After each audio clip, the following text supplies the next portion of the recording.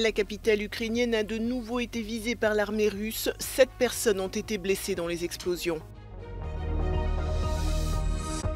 Si la préoccupation climatique semble moins prégnante auprès des électeurs européens, le dossier restera au cœur de l'agenda politique au cours des 5 prochaines années. Une sortie de la Pologne de l'Union européenne, c'est le programme d'un nouveau parti politique à Varsovie appelé Indépendance.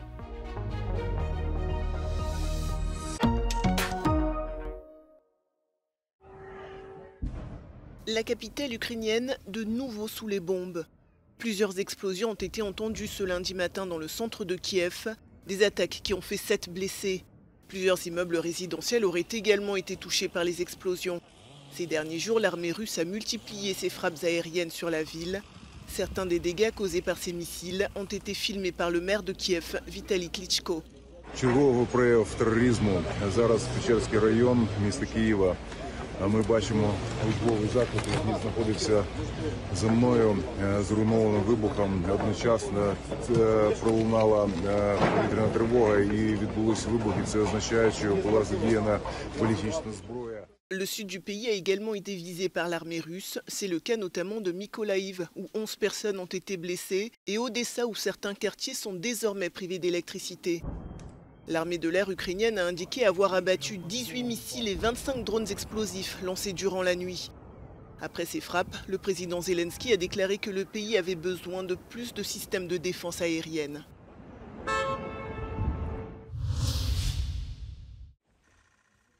Quatre hommes mis en examen pour terrorisme en Russie. Ils sont suspectés d'être les assaillants qui ont fait au moins 137 morts vendredi, selon le dernier bilan officiel. Les 4 suspects de l'attaque, qui a eu lieu dans une salle de concert près de Moscou, viennent du Tadjikistan, un pays d'Asie centrale ayant fait partie de l'Union soviétique. Tandis que de nombreuses personnes rendaient hommage aux victimes, le président russe Vladimir Poutine insinuait une possible implication de l'Ukraine dans l'attaque, une thèse immédiatement démentie par Kiev et les États-Unis. L'État islamique au Khorasan, la branche d'Asie centrale de Daesh, a revendiqué l'attentat. Cette attaque du mouvement islamiste la plus meurtrière que l'Europe ait connue a ravivé les craintes d'un retour du terrorisme sur le continent. La France est passée en urgence attentat, le plus haut niveau d'alerte du plan Vigipirate.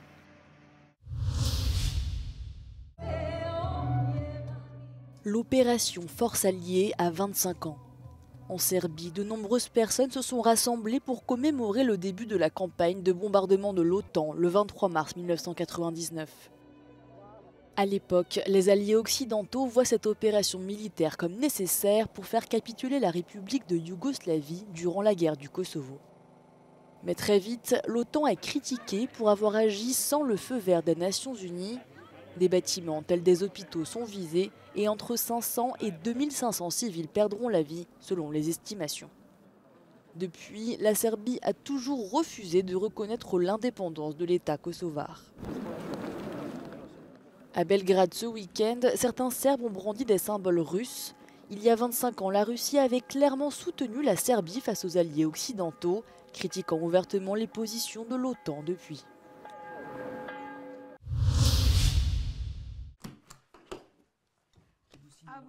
La campagne pour les élections européennes de 2024 ne sera pas celle de 2019.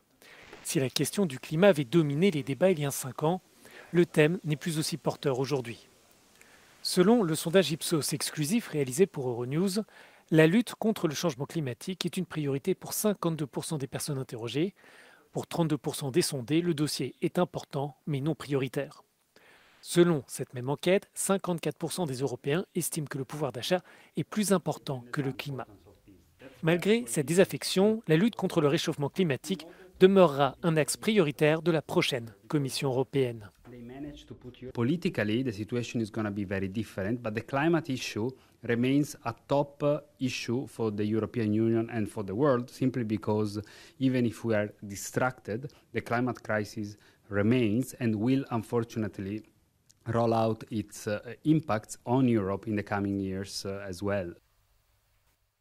La pandémie de Covid-19, la crise énergétique, la guerre en Ukraine et le renforcement des capacités de défense ont bouleversé l'agenda climatique de l'Union européenne.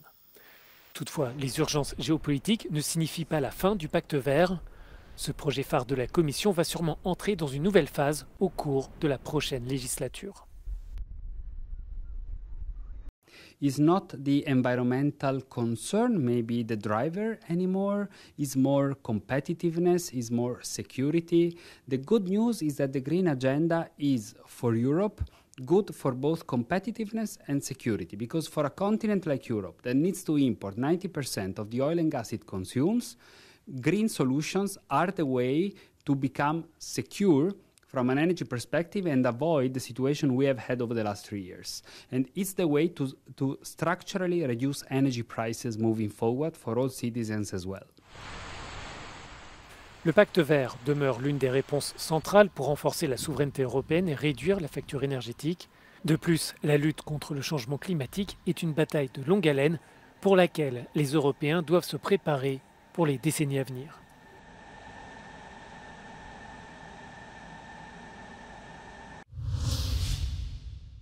Robert Bakiewicz est l'une des figures du nationalisme en Pologne. Il se lance dans une nouvelle bataille politique avec la création d'un parti souverainiste catholique appelé Indépendance. Son programme s'appuie sur une idée simple, la sortie de la Pologne de l'Union européenne.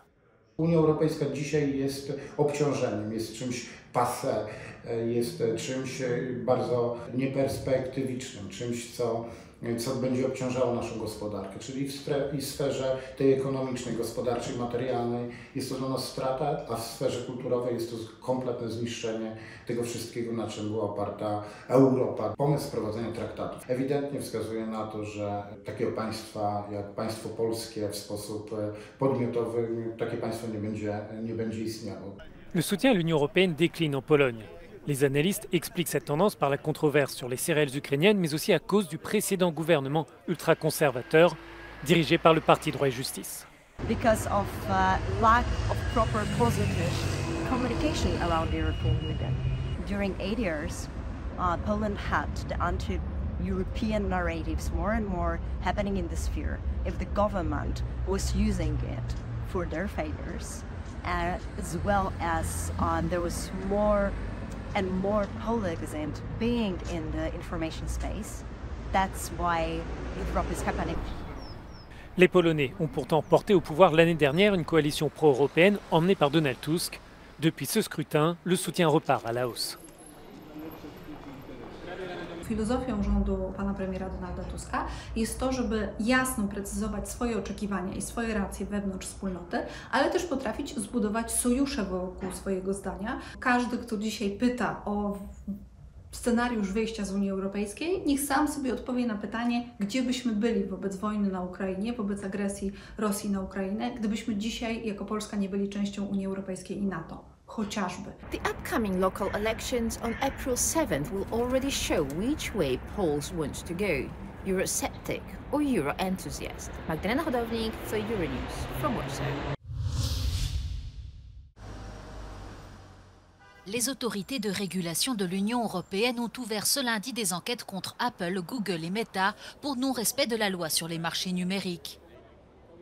Il s'agit des premières poursuites engagées en vertu d'une nouvelle loi entrée en vigueur au début du mois, destinée à rendre les marchés numériques plus justes en empêchant les grands groupes de former un monopole.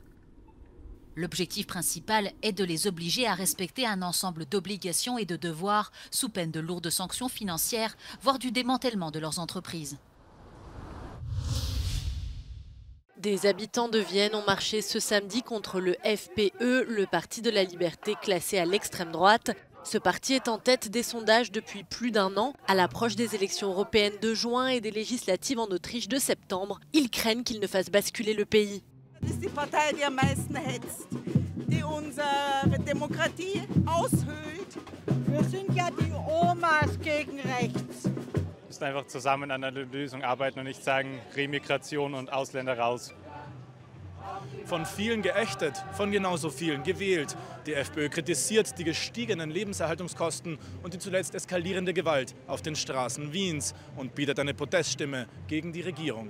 Le parti d'extrême droite profite de la mauvaise situation économique globale du pays. L'Union européenne doit s'attendre à composer avec une Autriche repliée sur elle-même et davantage tournée vers la Hongrie de Viktor Orban. Also die FPÖ ist viel weniger enthusiastisch, was den Ukraine-Krieg angeht und auch viel positiver über Orban zu sprechen. Das heißt, es wäre auch eine Umorientierung von Österreich im internationalen Bereich, wobei auch da sehr stark es davon abhängt, was die Partnerparteien der FPÖ zulassen.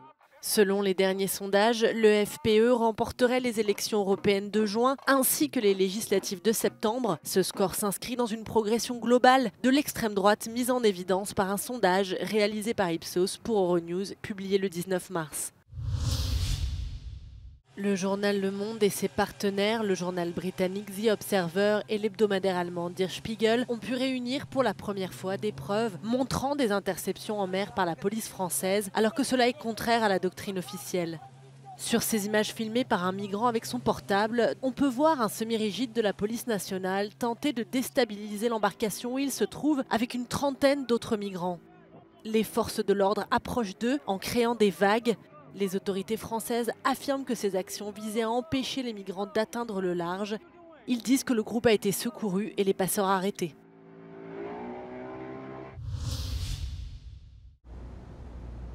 Un navire des gardes-côtes chinois qui tire au canon à eau sur un bateau philippin en mer de Chine méridionale. Une situation qui s'est répétée ces derniers jours et qui est à l'origine des récentes tensions entre les deux pays. Après cet incident, les Philippines ont annoncé lundi avoir convoqué un diplomate de l'ambassade de Chine. Pékin, qui accuse le bateau philippin d'avoir voulu entrer de force dans les eaux chinoises, revendique la quasi-totalité de la mer de Chine méridionale, et ce, malgré une décision de justice internationale qui date de 2016.